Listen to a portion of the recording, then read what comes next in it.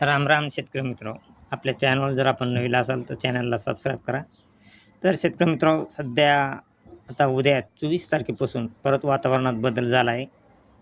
कारण की उद्या 24 तारखेपासून 1008 ते 1006 हेक्टोपास्कल इतका दाब हा मराठवाडा तसेच आणखीन काही जिल्ह्यांमध्ये राहणार आहे.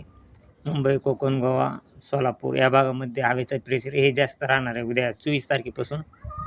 आणि हा पाऊस फक्त शेतकरी मित्र विदर्भ साईडलाच पावसाचा जोर राहणार आहे. आणि मुंबई किनारपट्टी तसेच नाशिकच्या काही भाग, रत्नागिरी, कोल्हापूर या ठिकाणी उद्यापासून एकदम नॉर्मल स्वरूपाच्या पावसाच्या सरी पडतील. पावसाचा जोर जास्त हा मुंबई साईडला राहणार नाही.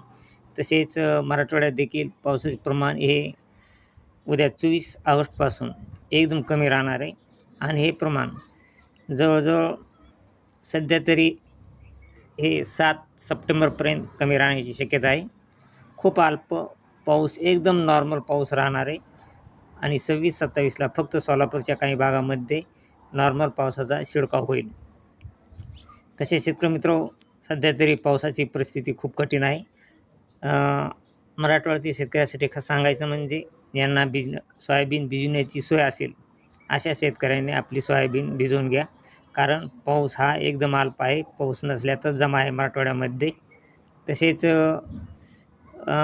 मध्य महाराष्ट्रात देखील पाऊस नसल्यातच जमा राहणार आहे. अहिल्यानगर असेल, तसेच बारामती, कर्जत, जामखेड, तसेच बारामती या भागामध्ये एकदम पाऊस हा अल्प पाऊस राहणार आहे. पाऊस नसल्यातच जमासा पाऊस राहणार आहे. फक्त सोलापूरला 26-27ला एक नॉर्मल पावसाचा शिडकाव होत आहे.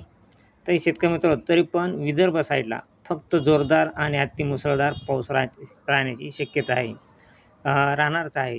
कारण फक्त विदर्भ साईडला 24 तारखेपासून एकदम जोरदार पाऊस राहणार आहे. हा पाऊस विदर्भ साईडला जवळजवळ बऱ्याच जिल्ह्यांमध्ये पाऊस राहणार आहे.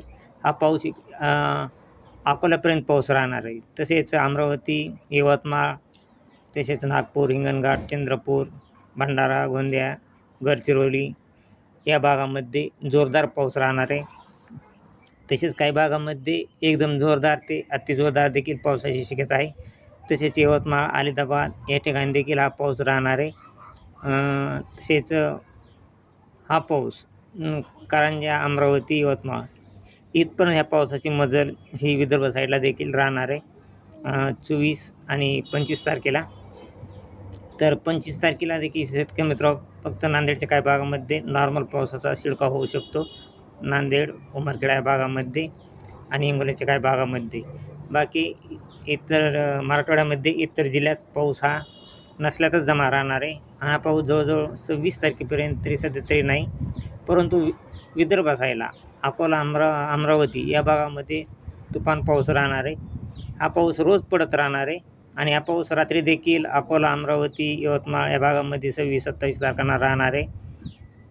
तर 27 तारखेला काही जिल्ह्यांमध्ये मुसळधार देखील पाऊस राहणार आहे. अमरावतीच्या काही वरच्या भागामध्ये, तसेच अकोला, हिंगणघाट या भागामध्ये मुसळधार ते जोरदार पावसाची शक्यता आहे. आणि हा पाऊस विदर्भ साईडला देखील 27-30 ऑगस्टपर्यंत जोरदार पाऊस राहणार आहे. 27-28ला हिंगणघाट, चंद्रपूर, नागपूर, भंडारा, यवतमाळ या भागामध्ये मुसळधार पावसाची शक्यता आहे.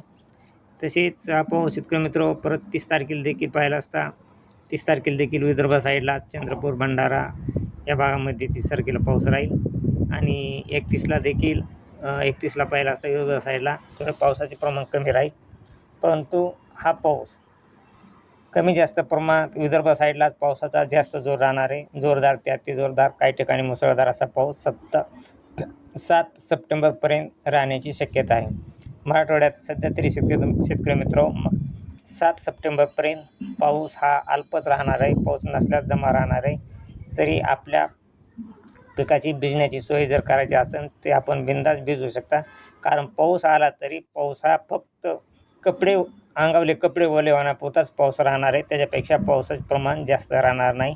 ही कृपया शेतकरी मित्रांनी, मराठवाड्यातील, मध्य महाराष्ट्रातील शेतकऱ्यांनी नोंद घ्यायची. मात्र विदर्भ साईडला पावसाचे प्रमाण चांगले राहणार आहे. काही जिल्ह्यांमध्ये जोरदार ते मुसळधार पाऊस राहणार आहे. तर शेतकरी मित्र, ही होती आजची ताजी अपडेट. जय हिंद, जय महाराष्ट्र, जय जवान, जय किसान.